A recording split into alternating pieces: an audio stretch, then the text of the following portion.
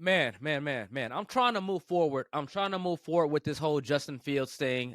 He's a Pittsburgh Steeler now. The Bears will move forward with another quarterback, most likely Caleb Williams, but we're still talking about it. We're still talking about it. I hear RG3 talking about it. I hear Kyle Brandt talking about it. And I just have to respond to it. I have to. And although I'll get into RG3 at a later date, maybe later on, but I want to address Kyle Brandt a little bit and what he said. And I don't disagree with him about, you know what? It's the Bears' fault, and it's just like they both hold some blame here. They both. But you're not going to sit up here and tell me that the Bears didn't fail Justin Fields. If we got to blame pie, as they say, the Bears are getting the majority of it. They definitely are. The Bears failed Justin Fields, plain and simple. Let's go through it. Let's talk about it. Let's just talk about it from a personnel standpoint. Let's talk about his rookie year. His rookie year, he gets drafted by a coach that's on a hot seat. They thought they could save their job. They weren't supposed to play him. They said, hey, we're going to sit him this year, play him next year. They get Andy Dalton in here. Andy Dalton gets hurt, all right? Justin was damn near, at one point, he was a third-string quarterback. They have no plan for him. They throw him in the game against Cleveland. He gets sacked 9 times. Offensive line is that terrible. Gets sacked 9 times. I'm surprised he even showed back up to work the next day, all right? And his rookie year was a total disaster with a coach that was a lame duck on a hot seat, and the GM and head coach get fired. Okay, that's gone. Let's go into year number 2. Year number 2, you hire, Year number 2, you hire a first-year GM, a first-year head coach, and a first-year OC. We have no idea if these guys can do their job whatsoever. You have the most dead cap space out of any team in the NFL. You go on a complete tear down. Drag the whole team down to the studs. You get rid of Khalil Mack. You get rid of Robert Quinn. You move on from Roquan Smith. You do all of this, all right?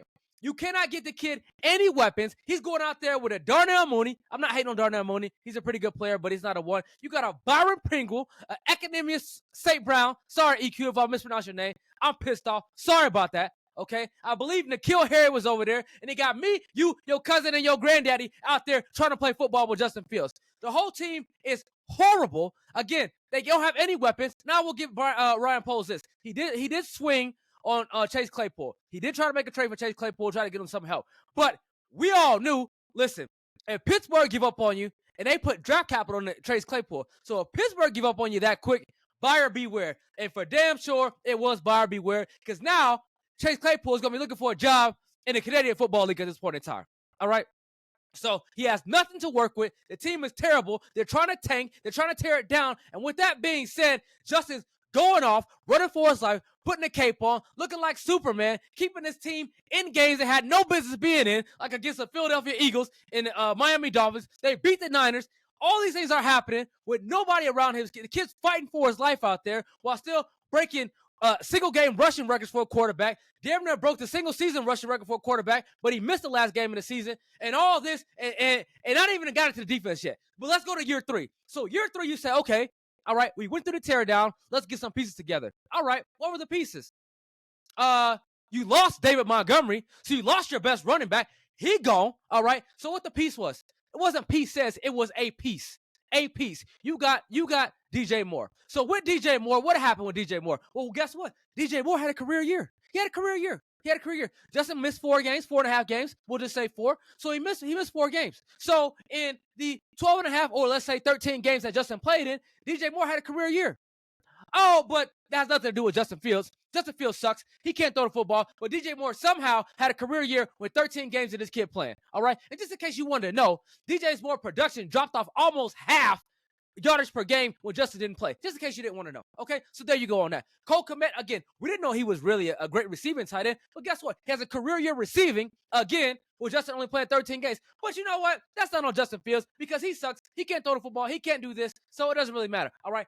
The Bears have another top rushing offense again for the second year in a row. Why? Because Justin rushed for over 1,000 yards in 2022, and he led the team in rushing again in 2023 with missing 4 games. But you know what?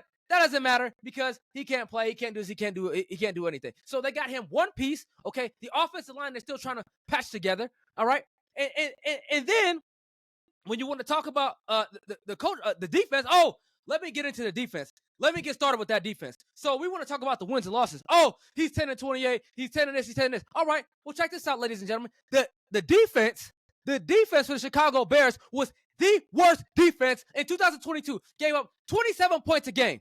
27. How many damn points do you have to score to win a game? Oh, I'll tell you, 28 is not hard math. That's what you got to do to win a damn game. They went almost a calendar year from 2022 October to 2023 October before they gave up then less than 25 points a game. So you want to keep telling me in 2023, oh, the Bears have a top 10 defense. No, they had a defense that played 9 games, that played well in 9 games. That's it. 9 games, okay? 9 games. And in those 9 games, they played well. They got Montez Sweat. Eberflus started calling defense. They played a lot better. But we're talking about 9 games. So let's do quick math, ladies and gentlemen. It's 17 games in a season. Eberflus been there for 2 seasons. So 17 times 2, that would be 34. So you play out of 34 games, your defense was good 9 times. That's it. That is it. So 25 of the 34, you were terrible. And I mean, not just terrible, but the worst in the league. And we're asking him to do what exactly? He's out there at 22 throwing to the Pringle man out there trying to win games when your defense is giving up damn near 4 touchdowns a game. What is the kid supposed to do? So then now, let's get to the coaching. Okay, again, first year GM, first year head coach, first year OC. We have no idea if these guys can do the job. Listen, I'm not mad at Ryan Poles. He inherited the most dead cap space in the NFL when he became the GM, so he had to tear it down. But that didn't help your quarterback. That didn't help your quarterback at all. All right? What that did is put him on suicide watch. That's all that did. So I don't blame him for that. But then we don't forget, ladies and gentlemen, the Bears fired their entire offensive staff after 2023. If they thought the offensive staff was good, they would have kept him. They fired the whole staff. They're gone. The OC is gone. You get Luke Getsy in here. We have no idea if he can coach. We have no idea if he can call plays. And based on what we saw, unless you're calling the screenplay, he wasn't very good. He wasn't very good. And you didn't hire a OC to help your quarterback. You didn't marry those two guys together. They couldn't be more opposite. When Getsy was zigging, Justin was zagging. So your quarterback had to fight your OC just to be productive. Meanwhile, while he's doing that, he's the best player on the field. He's the only reason why anybody's watching. He's the only reason why anybody's coming to the game. He's the one guy that every week when a coach gets up on the opposing podium saying, listen, the guy that's a problem over there, the guy that's an issue over there is Justin Fields. That's every coach said it, everyone. So your best player, your leader, is taking the beating, taking all the L's, doing all that, while you over here trying to figure out who can coach, all right? Your defense is the worst defense in the league, and we're trying to say, oh, this is all Justin's fault, and he has nobody to throw to, nothing going on. So listen, man. I'm not saying that Justin shouldn't have played better at times. He should, but he's out there getting his you-know-what beat every week because you can't put out anything that's any kind of product on any other side of the field besides what he's doing. And you can't even help him out. So when I sit here and say the Bears failed Justin Fields, that's everything that we're talking about. Everything that we're talking about. And then now, if you had so many weapons, Chicago, if you had so many weapons, there would have been no need to trade a 4th-round pick for Keenan Allen. You would have went out and got Swift right away in free agency. When in this league, they're saying backs are a dime a dozen. He was one of your second free agent signing behind the safety. So yeah, you're finally getting all these offensive pieces together. You're finally getting out of the teardown. And then now you're like, all right, man, see ya. Peace out. And then we want to blame it on him? Again, I'm not saying that he could have played better in certain games. There are games that he could have played better in. Okay? And if we want to keep putting him out this Green Bay game, ladies and gentlemen, the Green Bay game, he threw 16 passes. That's it. He was 11 for 16. And just in case you didn't know, because everybody loves Jordan Love so much, his yards per completion were higher than Jordan Love's were in the 11 completions that he had. All right? The one play that sums up that game is that when I don't even know the receiver's name. Okay, the dude's probably like 5'10", $150, tried to block the end and got kicked out the bar. One of the worst play calls in the history of play calls. And I'm like, what are we doing? What are we working with? Which is why Luke Getsy is with Las Vegas. Good luck, Las Vegas. Have fun with that. But come on, man. So yeah, could Justin have played better? Yeah, he could have.